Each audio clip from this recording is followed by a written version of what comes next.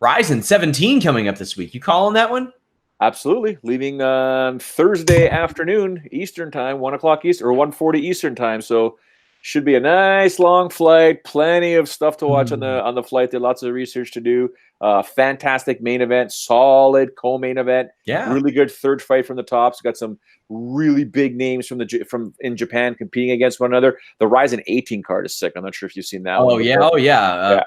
Now, I mean, on this upcoming card, there's no Horiguchi or Natsukawa, but there are some names that a lot of people are going to recognize, like Oka Sasaki, Hirota, Kawajiri, Johnny Case, Sohei Ham. That's going to be a crazy. So Johnny Case's fight is part of the lightweight Grand Prix qualifying, right? So there's going to be a 155-pound Grand Prix this year ending in December. So here we go. These are the first few fights to get in there. And I think the winner of Yachi and Asukara automatically are in there. But it's going to be, by the end of this year, it's going to be absolutely insane. I mean, I love these Grand Prix. I thought there's going to be another one on this card here, but I guess they're only going to do the lightweight for this year. But we've seen all kinds of Grand Prix go down in Japan, and we've seen crazy world champions. I mean, Krokop seems to have won so many of them, obviously. Oh, yeah. But the ladies' Grand Prix from a year ago was fantastic. So this is going to be good. This card is going to be fantastic. Don't sleep on the Hirota and D'Souza fight.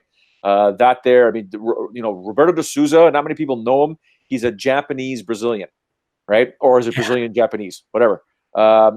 He's just incredible. His striking is getting so much better. But if that fight hits the ground, look out. Things get ugly real quick. And Johnny Case is one of those guys that it kind of looks like the UFC cut a little bit too early, Joe, since he left. Yeah. He's just hit the bricks and finished people. Since last March, he's finished 3 people. He had that PFL fight that went to a majority draw, but he's looking really, really good. And you got Kawajiri there who, it'd be nice to see him pick up a win. For a sentimental aspect of things. You have Hirota, another person who, fresh out of the UFC, you don't know how he'll perform over in Japan. You got a lot of interesting names over there. And the thing is, companies in Japan don't throw somebody away when they've lost 3 or 4 in a row. They match them up sometimes, and you still get that star power and that name value out of it. What are you particularly looking forward to on this show otherwise? I want to see how Reina does against Egger. That's going to be an interesting fight there. But I mean, the Kitaoka and Case fight is going to be, lights out. Kitaoka has a way of submitting guys that can outstrike him.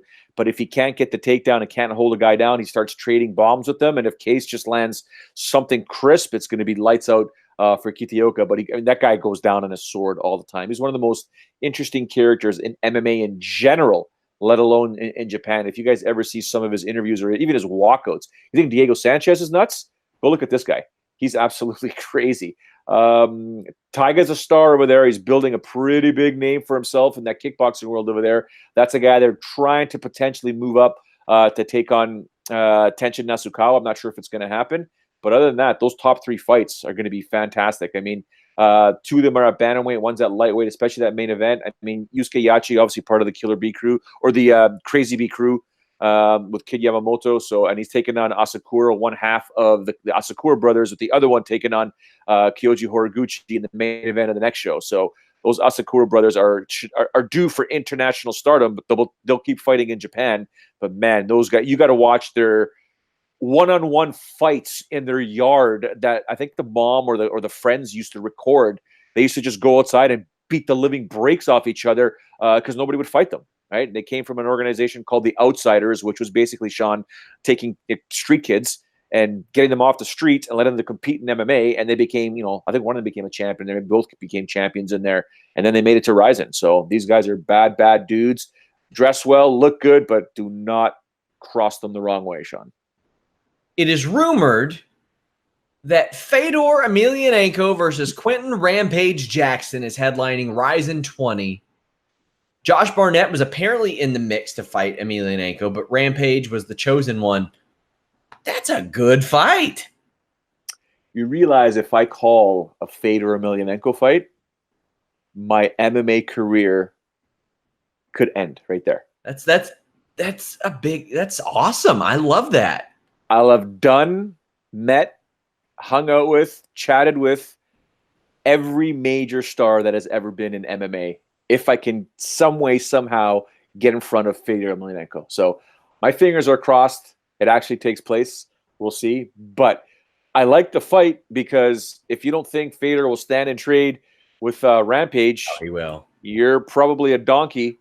And Rampage would not want to go to the ground with Fedor because Fedor, if he puts Fedor on his, or if he puts Rampage on his back, Fedor's going to knock his head off. So I like the fight. It remains to be seen if it's going to happen. But this co-promotion between Rizin and Bellator continues. I mean, where there's smoke, there's fire. So I wish I had more information regarding that. But that whole Scott Coker thing is kept very quiet, Sean. So.